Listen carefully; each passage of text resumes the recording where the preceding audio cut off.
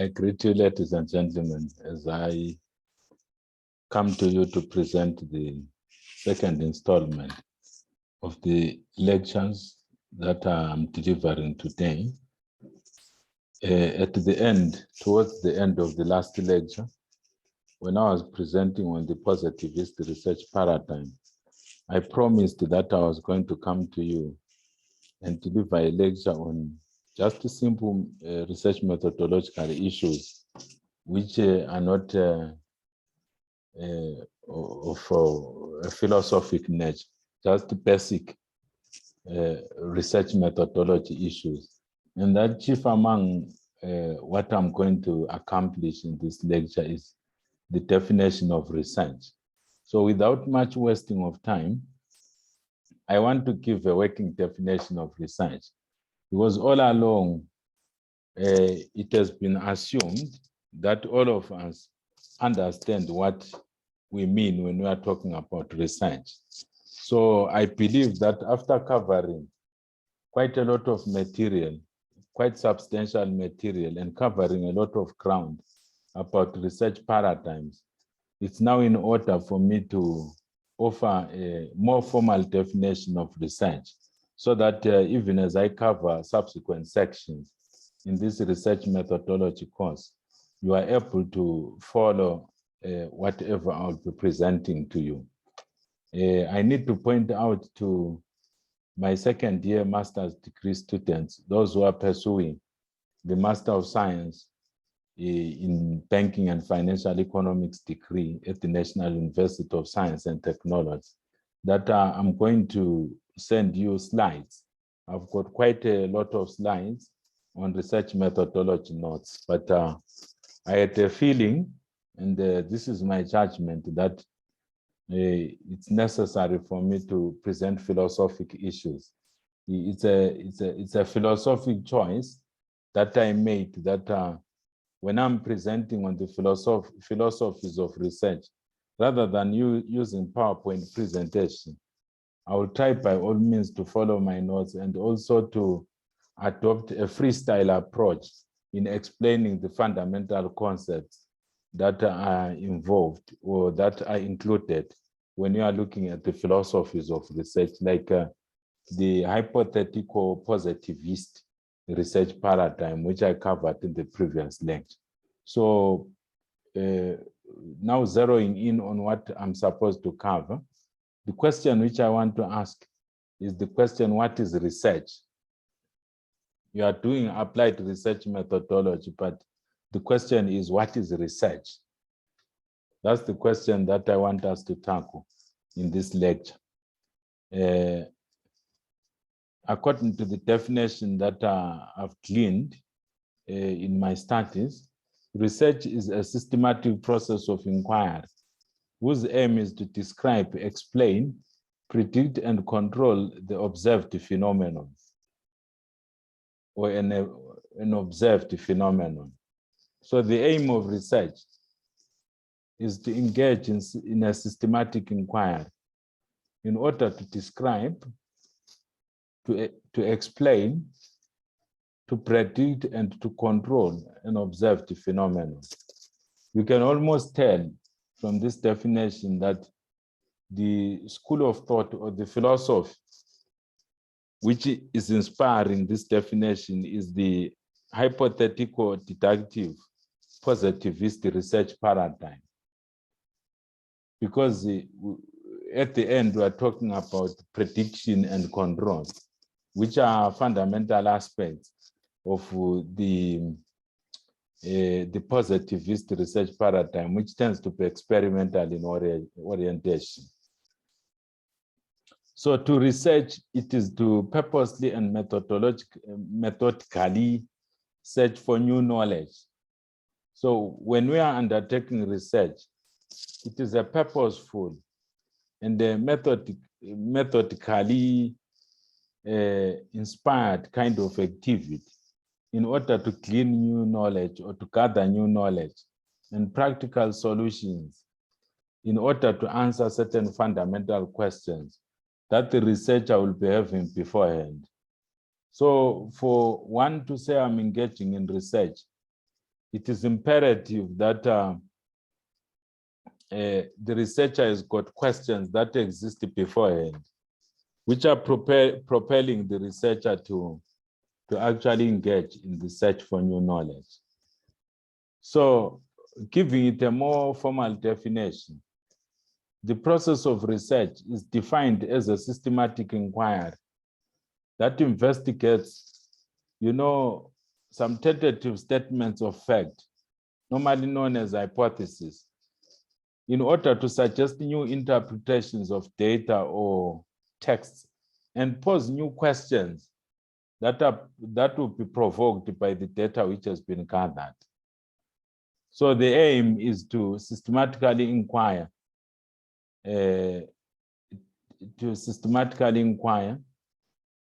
on a particular issue in order to test certain hypotheses, to come up with new interpretations of data or texts, and if possible, pose new questions for future research or to inspire future research. So when we are looking at research, what main issues constitute research? There are three major issues that constitute research. Number one, we start by asking a question that nobody has asked before. So you raise a question which has got one additional variable which no one has raised before. And then the second aspect is we do the necessary work to find the answer. The necessary work may be desktop research, or it may be field work. Many times, it's a combination of field work and desktop research, or even archival research, where someone goes to these ancient libraries or to museums, or they go to the archives, which hold, original information on a particular research topic, and they begin to do deep text analysis using the interpretivist research paradigm, which I didn't cover, but which is covered in the humanities and in other strands of the social sciences. In banking, finance, and economics, we follow the positivist research paradigm. And then the third aspect is to communicate the knowledge that one has acquired to a larger community of scholars, because the research is not a solitary activity. There is a community that one has to take into account. There is always an awareness on the part of the researcher that the researcher is part of the research community, and that the aim of research is to build or to contribute to the accumulation of the stock of knowledge, and to provide a roadmap for those who are following to follow in a particular discipline. So it's imperative that at this stage, I need to just cover in passing the types of knowledge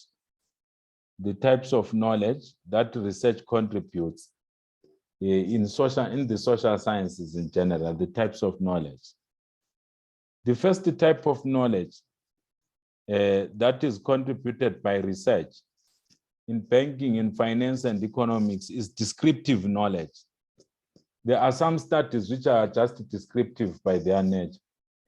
At the early stages of electronic banking in Zimbabwe, I used to receive quite a lot of research topics which were investigating the uptake of mobile banking technologies or mobile banking services, or just the critical success factors, studies which were just looking at the critical success factors that impact the uptake of mobile banking services when we are looking at different financial institutions or different banks. Those studies were mainly studies of a descriptive nature. And then there are some studies which are of a predictive nature. Students who craft research topics or who choose to engage in research of an econometric nature, their main aim will be to come up with the predictive models where one parameter is explaining another parameter, or where one variable is explained by another variable. I'll give you an example.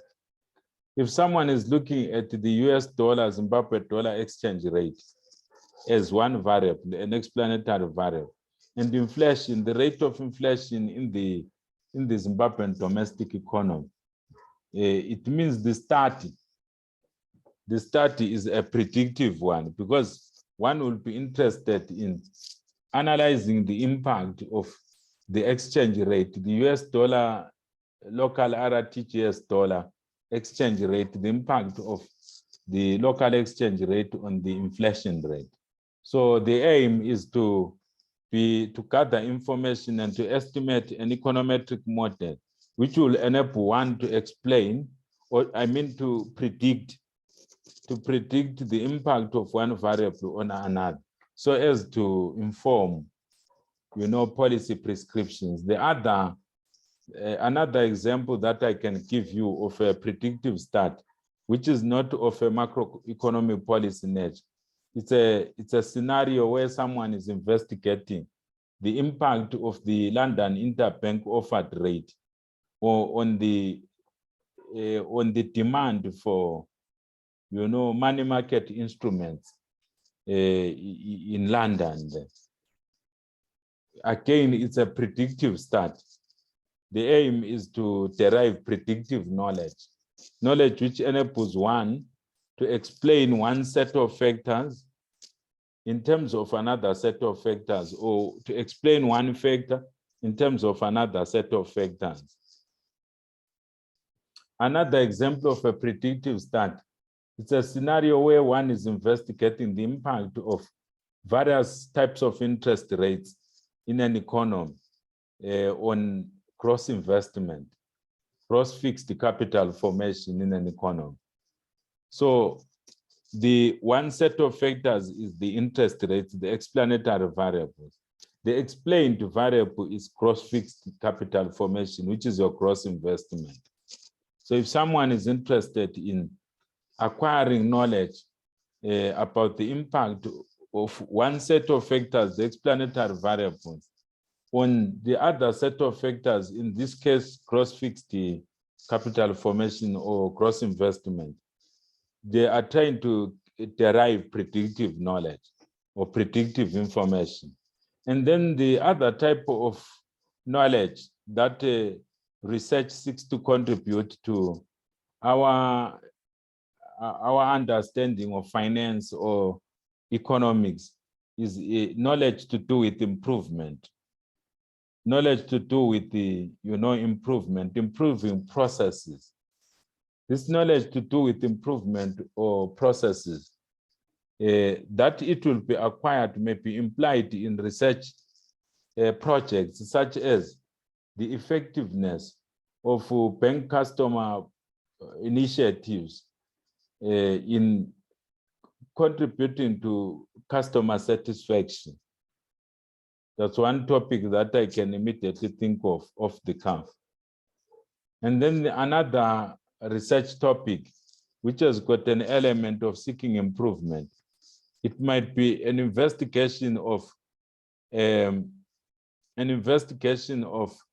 impact of the new parking system to be introduced by the Bulawayo City Council this month on the flow of motor vehicles within the Central Business District in Bulawayo, and the impact of the same on shopping trends in the major retail outlets in Bulawayo. Again, the aim is to derive information to do with the, effectiveness of interventions in an economy. And then the fourth type of knowledge that is sought by research, that is contributed by research, just to our knowledge of economics or finance or any subject, it's explanation kind of knowledge. This type of research subsumes the other three. It subsumes the descriptive type of knowledge, the predictive type of knowledge, and the improvement type of knowledge. But it goes further in that the researcher will be in a position to explain a phenomenon that exists in finance or economics through descriptions, through their ability to predict the consequences and the knowledge on how relevant stakeholders can intervene to either ameliorate or to either enhance the consequences of particular factors, whatever the case may be. And then the next question that we need to address when we are looking at the broad question of what is research is what are the purposes of research? Why do we engage in research in general? I've indirectly answered some of those questions, but I will adopt the approach of Patton in 1990. Patton in his, publication of 1990, he identified 4 types of research based on different purposes. So the purposes will be implied in the types of research that I'm going to briefly describe. The first type of research is what is known as basic research. The purpose of this research is to understand and explain. The research is interested in formulating and testing theoretical constructs and propositions that ideally generalize across time and space. In other words, when you are looking at basic research, the aim is not to describe the phenomenon as it exists in a particular place and at a particular point in time, but to just derive information which can be generalized over time and also in different, cross-sectional contexts. This type of research takes the form of a theory that explains the phenomenon under investigation to give its contribution to knowledge. So the research is more descriptive in nature, and it tends to be more exploratory by looking at the what, why, and how questions. It's not deeply interrogative, but it's just descriptive in approach. That is basic research. Number 2, we have got applied research. The name of this module is applied research methodology. I believe it's imperative that we understand what we mean by applied research. Applied research, the purpose of this type of research is to help people understand the nature of human problems so that human beings can be more effectively control their environment. So in other words, this type of research pursues potential solutions to human and societal problems. So for students who are doing applied research methodology, we expect students to craft topics which are less on the metaphysical and more on application of theory learned in class to real life problems, issues to do with inflation and investments, issues to do with the auction rate system and the extent of unemployment in the economy, or issues to do with re-dollarization vis-a-vis aggregate demand and so on and so forth. So when it comes to applied research, we expect the researcher or the budding researcher to be able to investigate issues that have to do with human problems or problems that people encounter in their socio-economic environment and derive knowledge which is of practical significance to people in their socio-economic and cultural context. So we wouldn't expect a person who is engaged in applied research to delve very deep into highly philosophical issues in economics, to start to investigate issues like, issues like the philosophies that underpin certain schools of thought, like classicalism or neoclassicalism or new Keynesianism, because getting deeper into those schools of thought, whilst it may be intellectually appetizing and intellectually engaging, it may not be really useful when it comes to resolving the practical problems that people face on a day-to-day basis.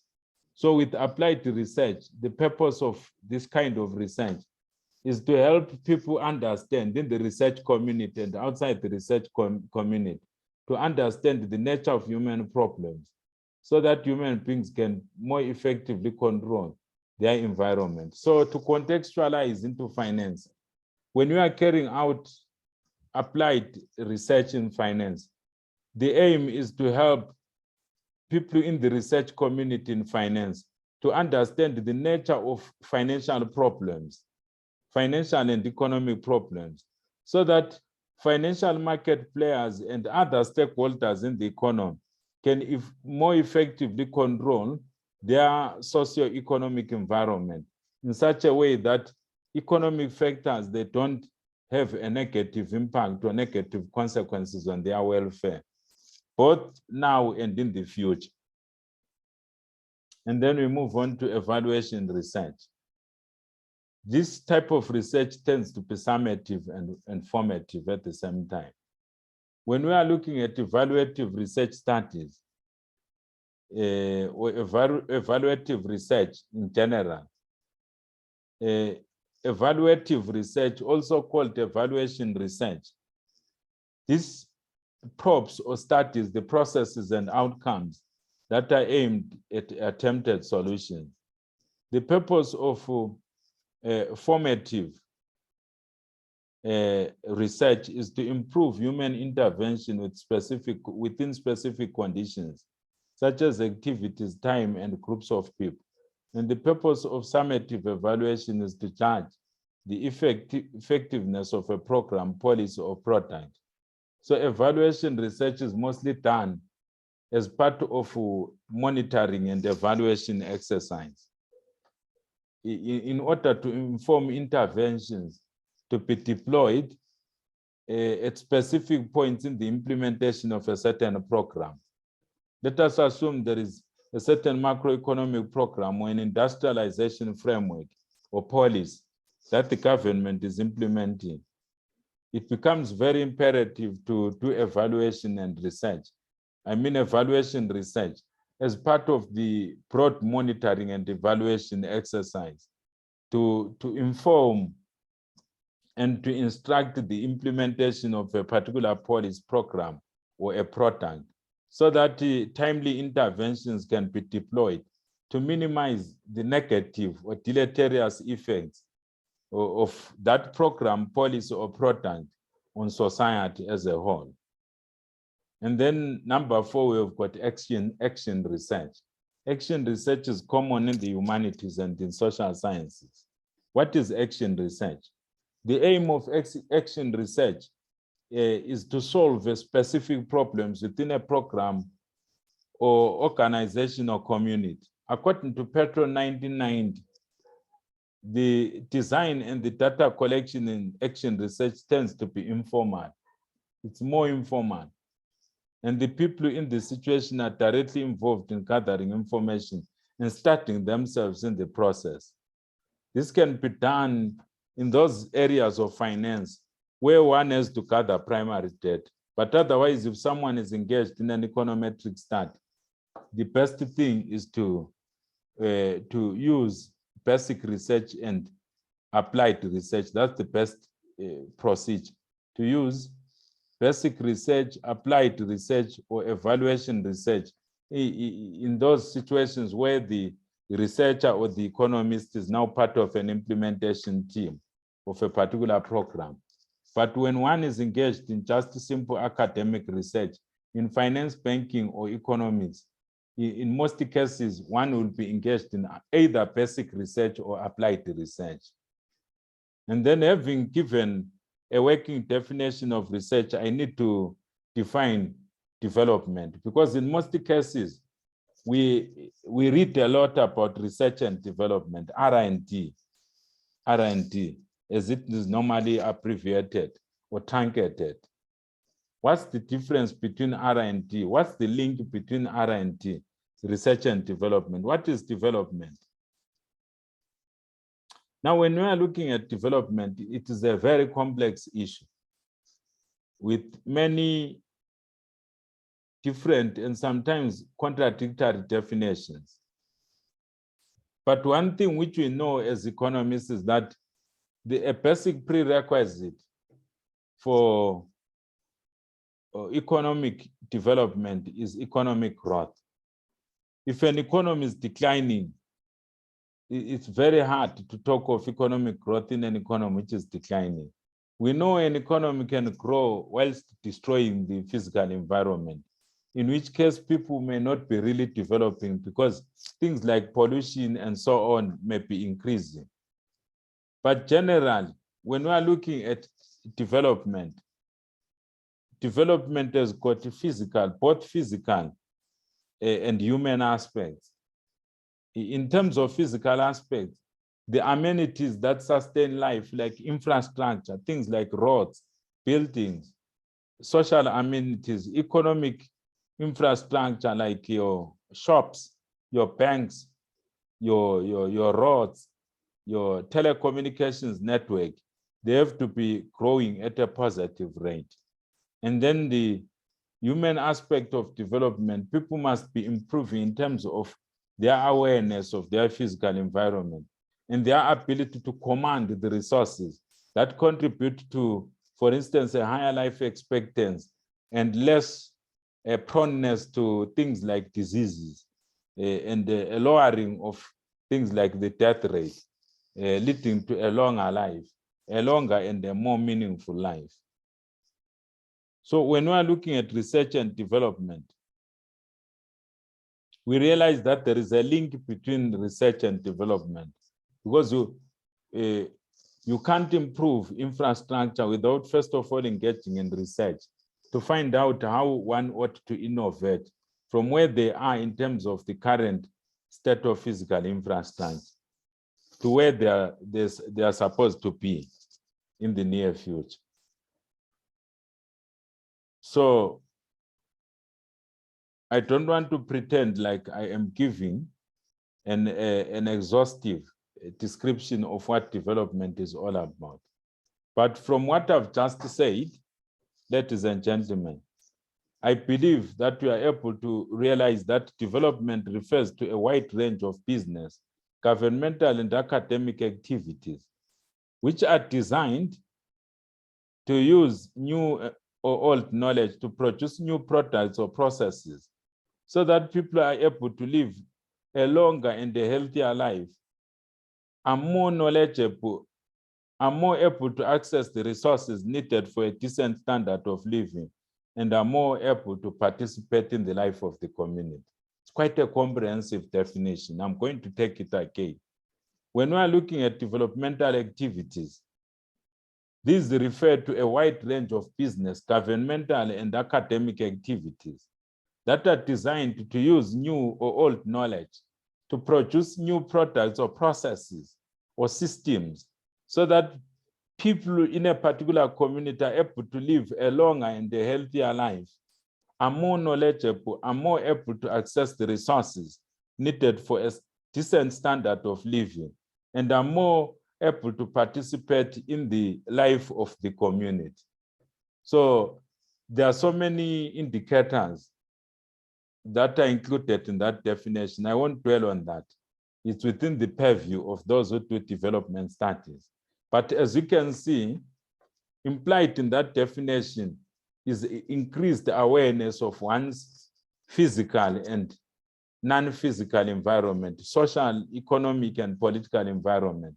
It means research is very important because research intervenes in increasing knowledge, our knowledge as scholars, as academics, and our knowledge as active participants in the community who are contributing to development in the community. So when we are looking at research, one key aspect of research is what is known as the literature survey. When I go to the next segment of the course outline, where I am giving you the chapter outlines, like your chapter 1, which is a mirror of the research proposal. Your chapter 2, which is your research, your literature review. Your chapter 3, which is your research methodology. Your chapter 4, which is the analysis, presentation, and discussion of the results. Your chapter 5, which is research findings, research conclusions, and recommendations, where you present policy recommendations. And the other ancillary parts or supporting parts, which are part of the layout, like your preliminary pages and your references and your appendices. When I present that, you realize that I will spend quite a bit of time on literature review. On literature review and different aspects of literature review. Already there is a video that I've done on literature review. But unlike what I've presented in that video on literature review, I will take another approach to approach the subject of literature review. But implied in the review of literature is this notion of the literature survey. What is a literature review or a literature survey, ladies and gentlemen? A literature review or a literature survey is an organized write-up showing previous work which has been done concerning a research topic or question in your field. So once you identify a research problem or a broad problem that you want to investigate, it becomes imperative for you to search in the extant literature or the existing literature, the work that has been done by other scholars. Because, as I said, when you are looking at research, it's not a solitary activity. When one is engaged in a research, you are not the first one to engage in a research in that particular field or in that subfield of a discipline. You will discover that there are others that whose work you need to investigate and acknowledge in carrying out your own work. Whether you've got a point of convergence or you've got a point of departure, you have to start from the extent or existing literature. So the aim of a literature review is to show your reader, for instance, your reader may be your examiner or your supervisor, that you have read and that you have a good grasp of the main published work concerning a particular topic, research problem or research question in your field. It's to demonstrate that I understand all the authorities that have spoken to this matter that I'm investigating. I have got a grasp on the leading lines in the field of study that I've chosen to focus on. This work may be in any format, including online sources, textbooks, archival information, magazine articles, journal articles, and so on. And even dissertations or theses, some select reports, quarterly digests of statistics, and so on and so forth. In the latter cases, in particular, the review will be guided by your research objective. When you are looking at, purely academic reports or dissertations or theses, and they may involve a bit of argumentation or a presentation of different arguments, theories, and approaches. Of course, with the researcher maintaining their own passive voice in articulating the different schools of thought. A good literature review must do any or all of the following, ladies and gentlemen. I want you to pay attention to this point. A good literature review must, number one, compare and contrast different authors' views on a particular issue. So you must not articulate a particular issue from the perspective of only one author. When you are engaged in that, you are either plagiarizing the views of that author, or you are just narrating what that author is saying. You are not reviewing any literature. You must compare and contrast different authors' views on a particular issue. You isolate an issue, check all the authors, all the scholars that you can find who are speaking to that issue. And then the way and manner in which you present information on that particular issue will be comparing and contrasting the views of one author, one set of authors, vis-a-vis the views of another set of authors. Number two, You group authors who draw similar conclusions. So when you are presenting your information, it's not advisable that you just scatter authors like someone who is scattering seeds in the wilderness. But you have to group authors systematically according to the types of conclusions that they draw on a particular matter, on a particular issue.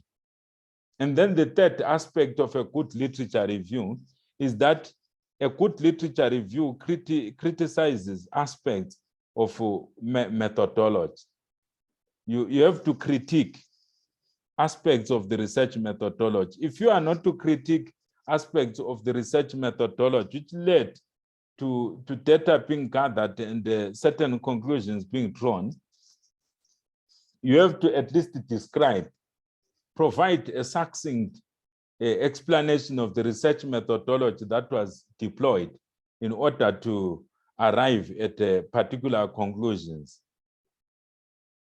And then the fourth aspect of a good literature review is that the person, the reviewer, the literature reviewer must note areas, they must observe areas in which authors, different authors are in disagreement,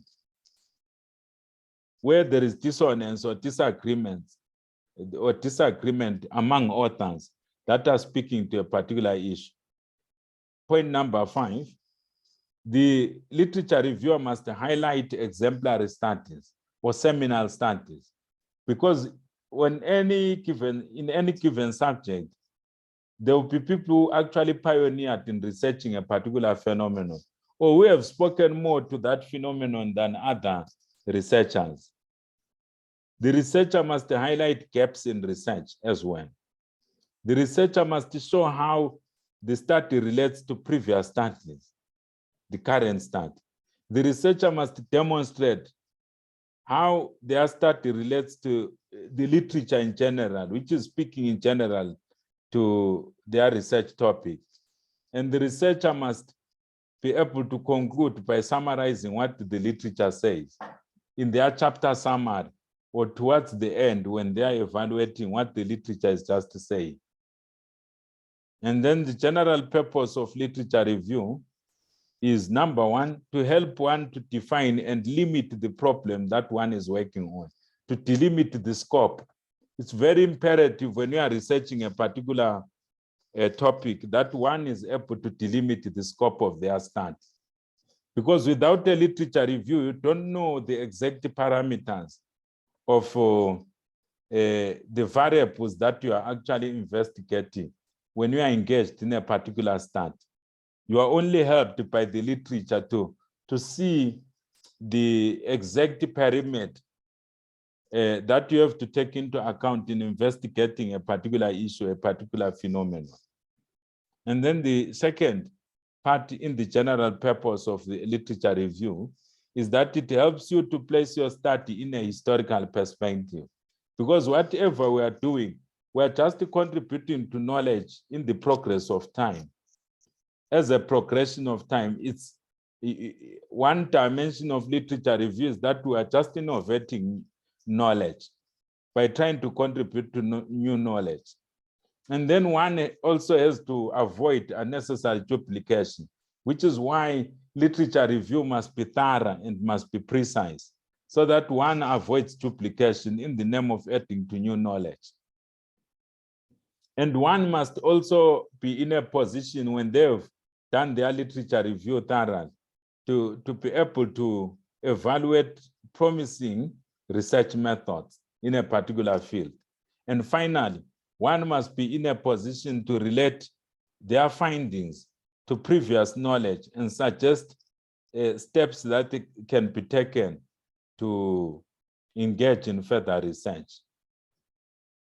So there are tips that one has to take into account to write a good literature review. I'm going to cover those in a lecture that I'm going to do and send to you. My part 2, master's degree, financial banking and financial economics students.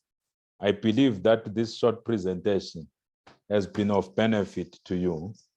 Remember to subscribe to my channel and also to disseminate these notes, to share them with your colleagues. I believe you have benefited from what I've covered. As I said, the notes are coming. I've got a strong feeling and I made a decision that I have to cover these preliminary issues the way I'm covering them. And later on, I'll just send you a compendium of notes that you can read in order to understand some of these issues that I've been presenting to you. So this far no further. Thank you so much for listening in. Have a good day.